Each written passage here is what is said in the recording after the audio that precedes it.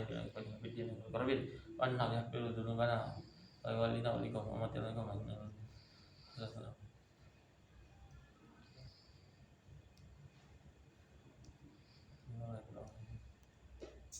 Yang soleh wala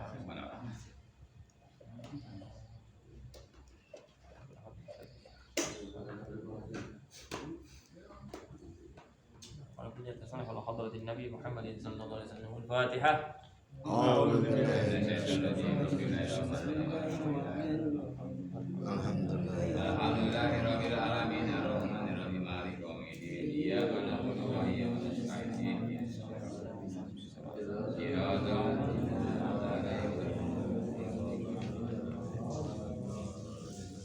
Bismillahirrahmanirrahim. Alhamdulillahirabbil alamin wassalatu wassalamu ala asyrafil anbiya'i wal mursalin sayyidina maulana Muhammadin wa ala alihi wa sahbihi ajma'in amma ba'd. Faslun fi tasydidati aqalli salati 'alan nabi. Faslun tasydidatu aqalli salati 'alan nabi arba'un. Sekarang kita masuk pembahasan tentang tasydid di dalam membaca salawat ketika tahiyat. Kemarin sudah tasydid ketika tahiyat. Ada berapa kemarin? 21. Hah? 28. Ada 21. Ya.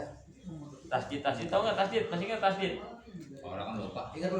Tasydid itu adalah harokat yang double, cuma jadi satu bahasanya gitu kan. Ada kayak huruf W-nya di atas. Nah itu ditahan dulu, ditekan baru dilepas cara bacanya.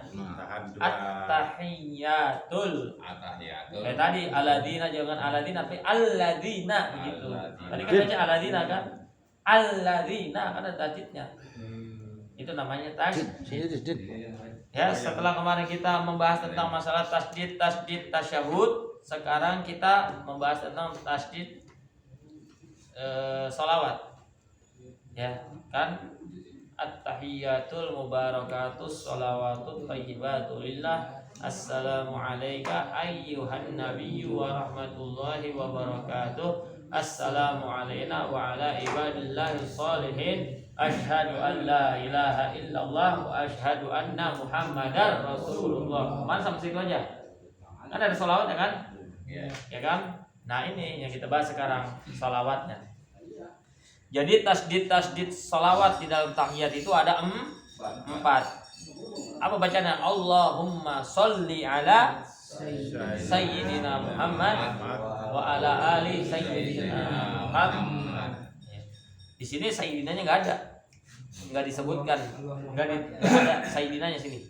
Allahumma sholli ala Muhammad wa ala ali Muhammad. Ya, sayyidina boleh nggak? Pakai sayyidina boleh, silakan saja. Ya, sayyidina itu kalau pembahasan terdahulu sebelumnya pas pembukaan, sayyid itu adalah man sada qaumahu, orang yang menjadi pemimpin di kaumnya atau orang yang paling banyak pengikutnya. Sayyid asal katanya sada yasudu. Kok tiba-tiba jadi sayyid? Sada yasudu sayyidan. Nah, itu ada dalam ilmu shorof itu dibahas. Ada pergantian huruf yang dibuang, kemudian sada yasudu setelah bertolak belakang antara ya dengan waw, nggak boleh berbarengan besertaan misalnya sayyid. Ya, saya lupa tuh. Maka kemudian wawnya diganti dengan ya, dan ya-nya satu mati, kemudian dimasukkan kepada ya berikutnya yang mati, kemudian dikasih tasdid jadi sayyidan.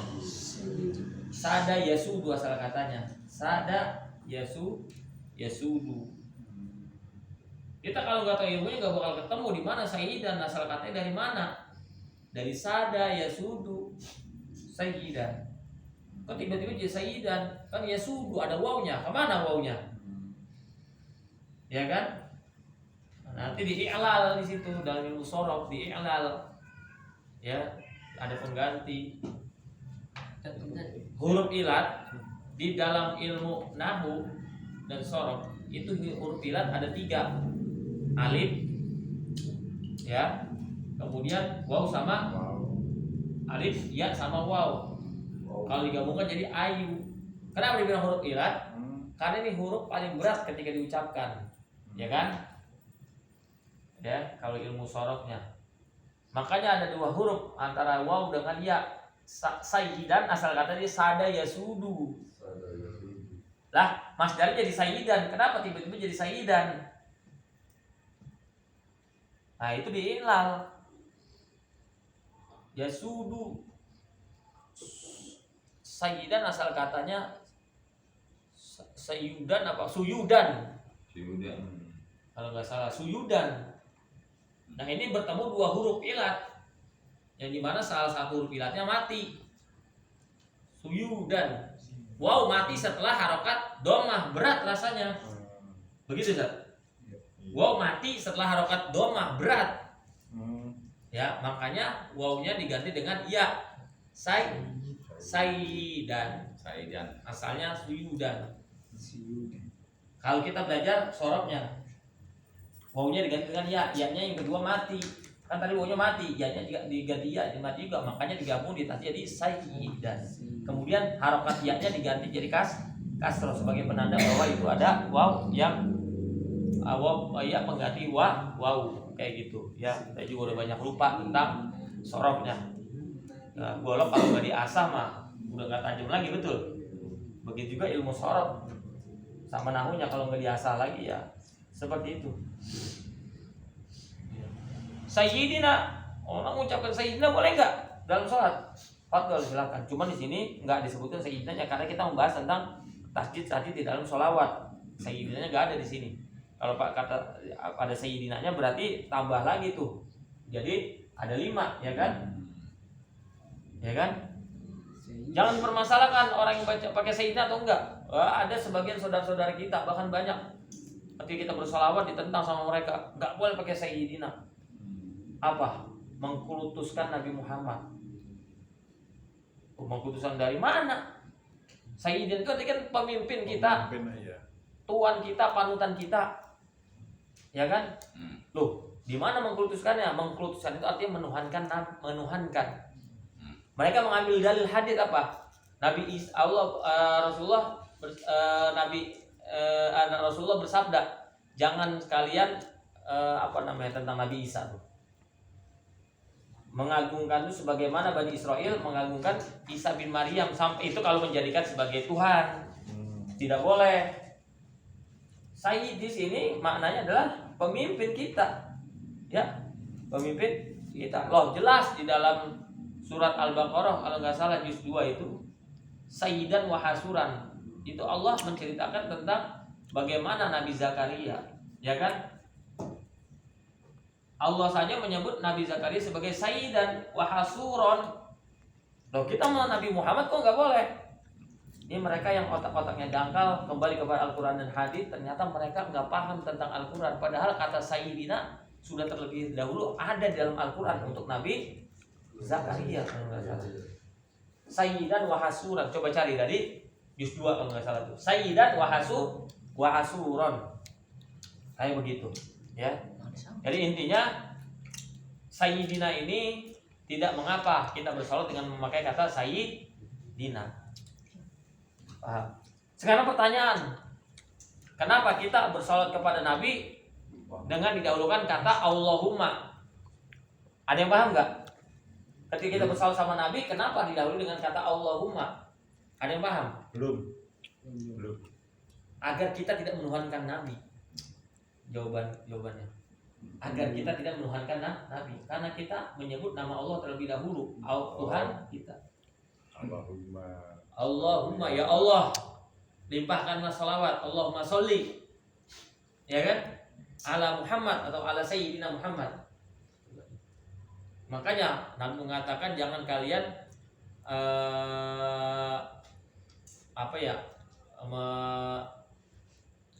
tentang Nabi Isa tuh seperti Bani Israel bukan menuhankan apa bahasa gitu terhadap Nabi Isa, yaitu mereka Nabi mengatakan seperti itu karena Bani Israel menuhankan Nabi Isa.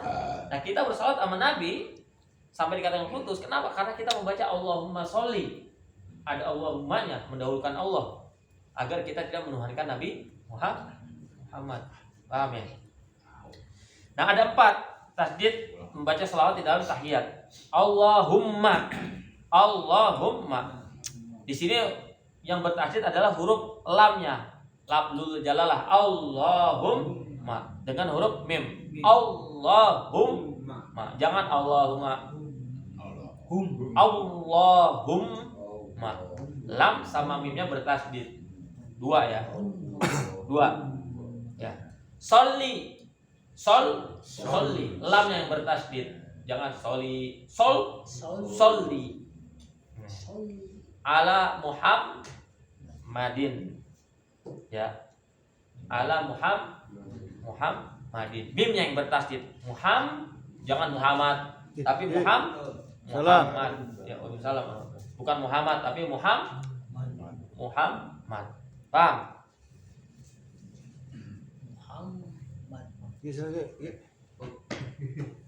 Sini.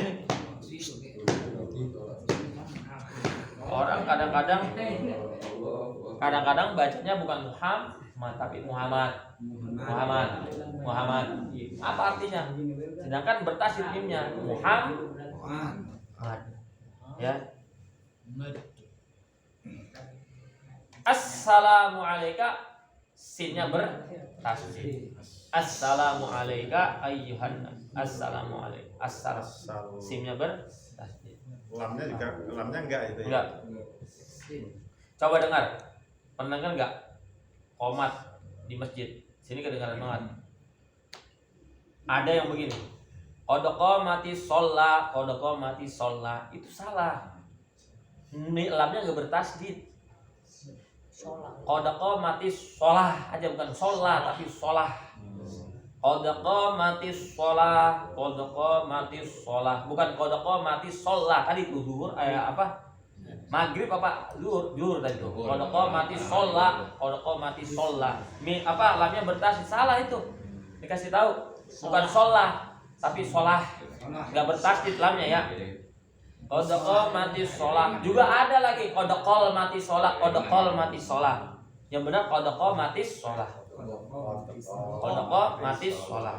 Awas, jangan salah dengar juga. Kodok mati di sawah.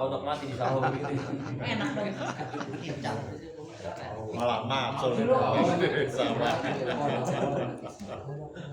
Tok ganjel. Ya. Paham. Jadi tasdid membaca sholawat di dalam tahiyat ada 4. Allahumma lam sama mimnya. Ya. Sholli lamnya.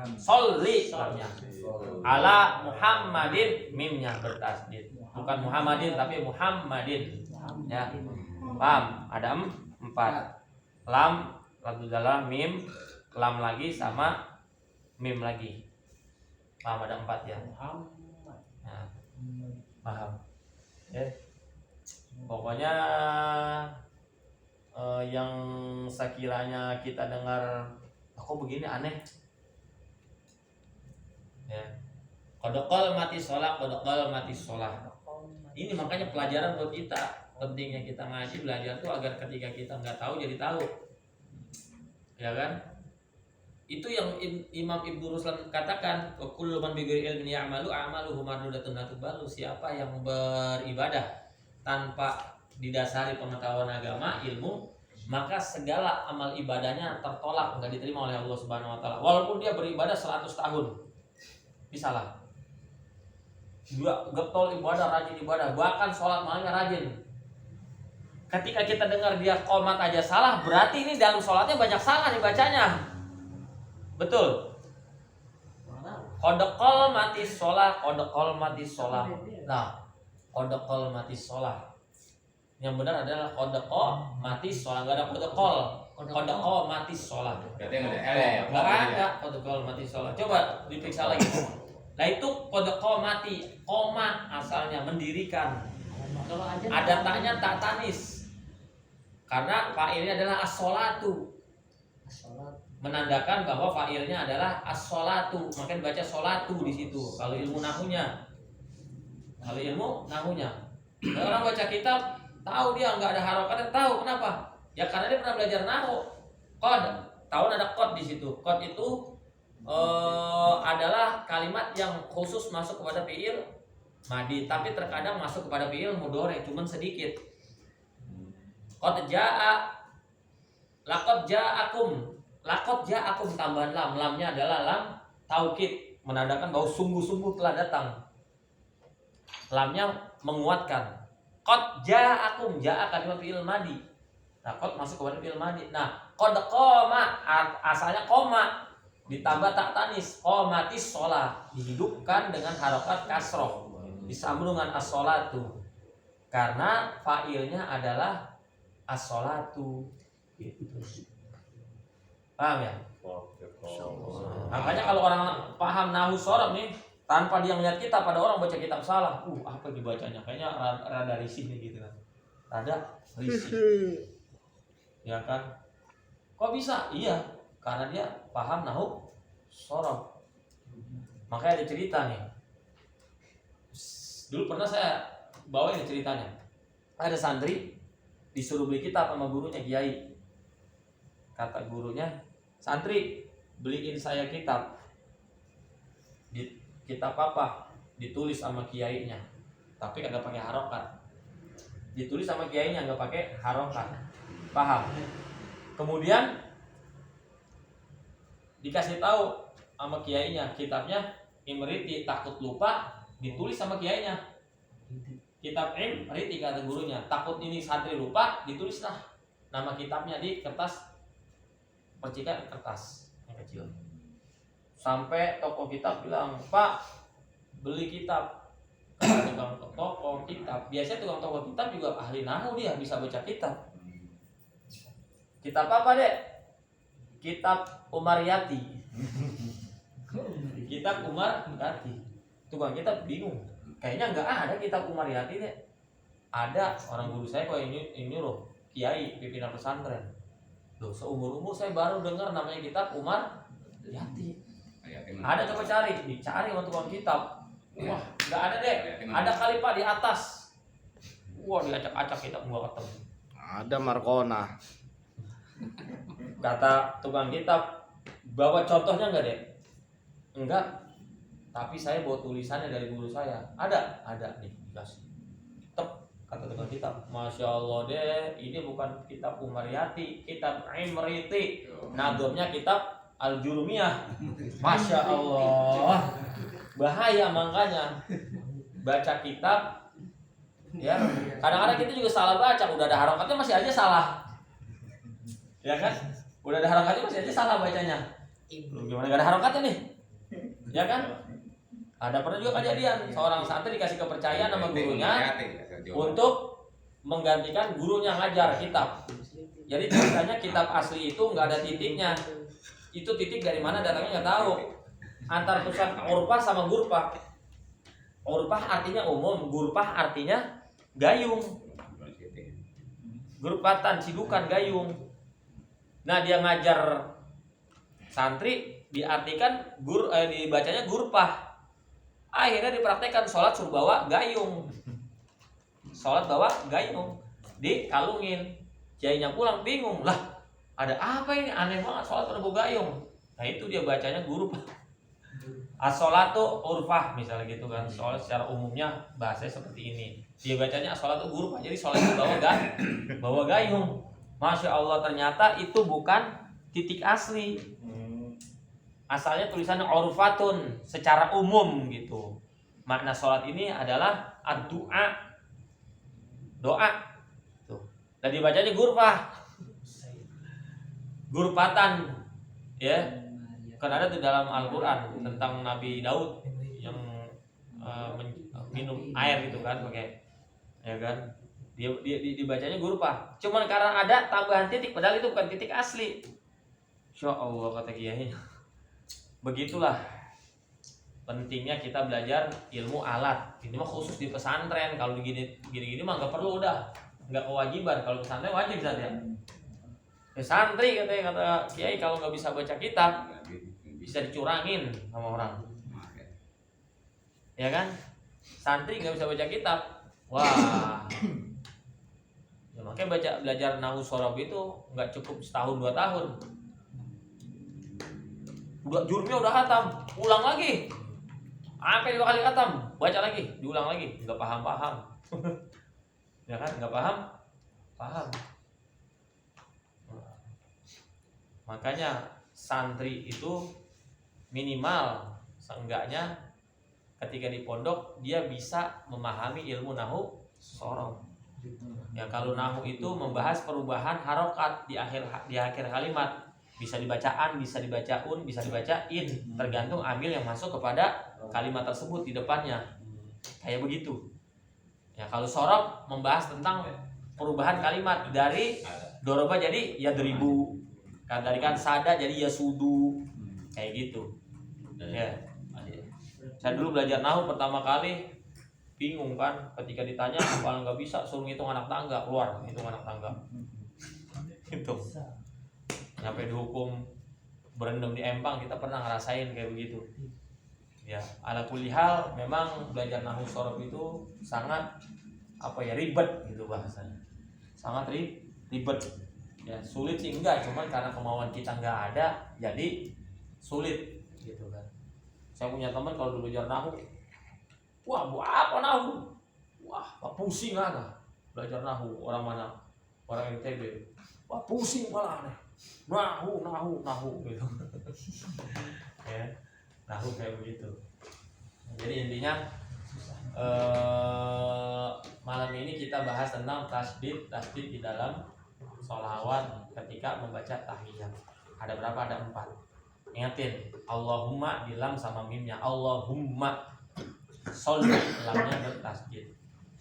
Ala Muhammadin mimnya bertasdid. Ya, tolong diperhatikan lagi. Ya sedikit ini mudah-mudahan kita bisa mengamalkan ya. Amin.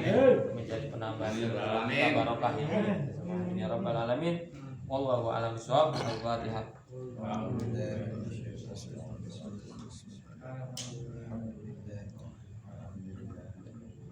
Iyyaka na'budu wa iyyaka nasta'in ihdinas siratal mustaqim siratal ladzina an'amta 'alaihim ghairil maghdubi 'alaihim waladdallin. Ilahana ya Ilahana yassir lana umurana. Ilahana ya ilahana min dinina wa dunyana. Ya Fatahu ya Fatahu. Jangan lupa subscribe. Fatahu ya alimu.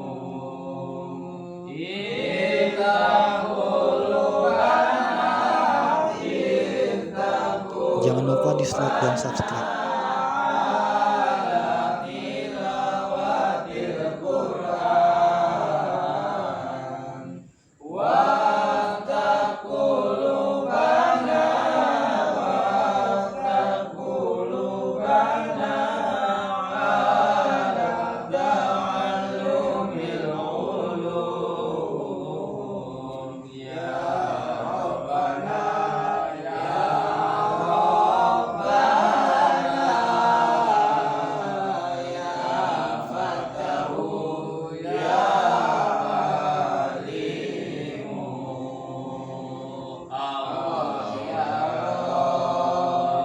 Allah ya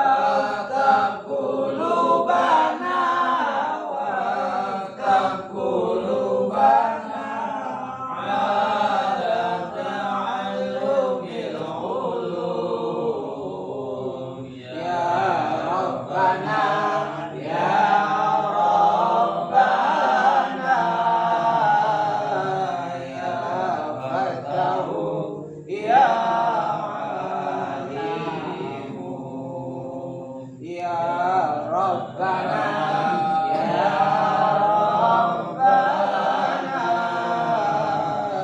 ya Fattahu ya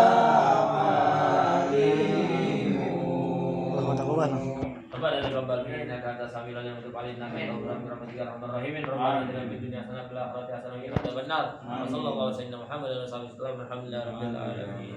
Boleh.